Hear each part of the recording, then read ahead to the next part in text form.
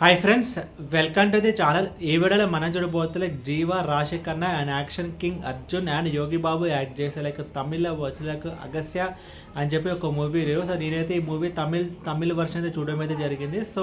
So Telugu dubbing ఎలా ఉంది, so తమిళ నుంచి తెలుగుకి ఏమైనా డబ్ అయ్యేటప్పుడు ఏమైనా సీన్స్ డిలీట్ అయిపోయాయి అని చెప్పి నాకైతే తెలియదు. అండ్ నేనైతే తమిళ వర్షన్ అయితే చూడడం అయితే జరిగింది. అండ్ ఈ మూవీ మొత్తం చూసిన తర్వాత నా ఒపీనియన్ చెప్పడం నాకైతే పెద్దగా అయితే ఏం నచ్చలేదు. తీసుకునే కాన్సెప్ట్ అయితే బాగుంది, బట్ ఎగ్జిక్యూషన్లో ఈ మూవీ అయితే మిస్ఫైర్ అయితే అయింది. అండ్ ఇప్పుడు సినిమా స్టోరీ విషయానికి వస్తే కనుక బేసికలీ మన హీరో చూసుకుంటే కనుక సో తనైతే ఒక స్కేరీ హౌస్ అని చెప్పి రన్ చేస్తుంటాడు. సో ఆ స్కేరీ హౌస్లో మనం చూసుకుంటే కనుక సో అందులో నిజంగానే ఒక దయ్యం అయితే ఉంటుంది. సో ఆయన జీవాకి ఆబ్వియస్గా కొన్ని సీన్ల తర్వాత తనకి ఒక విషయం అయితే తెలుస్తుంది. సో తనకి ఒక వీడియో చూస్తారు అనమాట. సో ఆ వీడియోలో మనం చూసుకుంటే కనుక సో అర్జున్ గురించి అయితే ఉంటుంది. ఆ స్టోరీ కట్ చేస్తే 1904కి అయితే వెళ్ళిపోతుంది. సో అప్పుడు అర్జున్ బేసికలీ తనైతే ఒక డాక్టర్. సో తను ఒక పని మీద తనైతే పుదుచేరికి అయితే వస్తాడు. అండ్ తను ఒక మందు అయితే కనుక్కుంటాడు. అండ్ ఆ మందు అనేది జీవాకు అవసరము.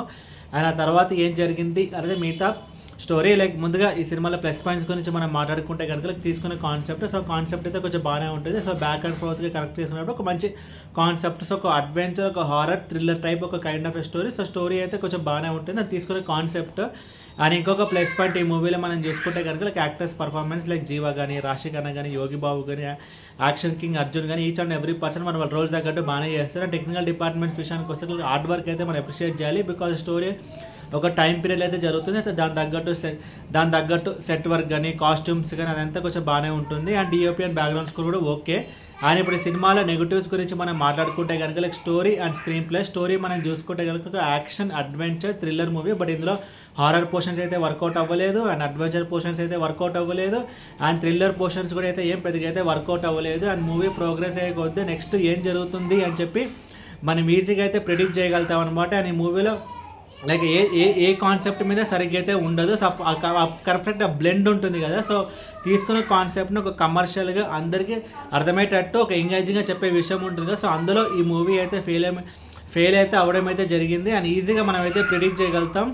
అండ్ హారర్ పోర్షన్స్ కూడా ఏం పెద్దగా వర్కౌట్ అవ్వలేదు. అండ్ థ్రిల్ మూమెంట్స్ కూడా పెద్దగా అయితే ఏమైతే ఉండదు.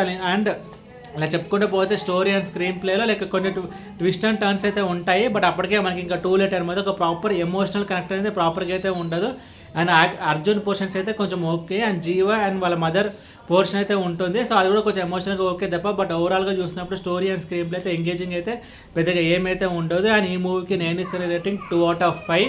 అండ్ ఇది ఫ్యామిలీ వాచబుల్ అంటే ఇది ఫ్యామిలీ వాచబుల్. ఎలాంటి అడల్ట్ కంటెంట్ అయితే ఈ మూవీలో అయితే లేదు.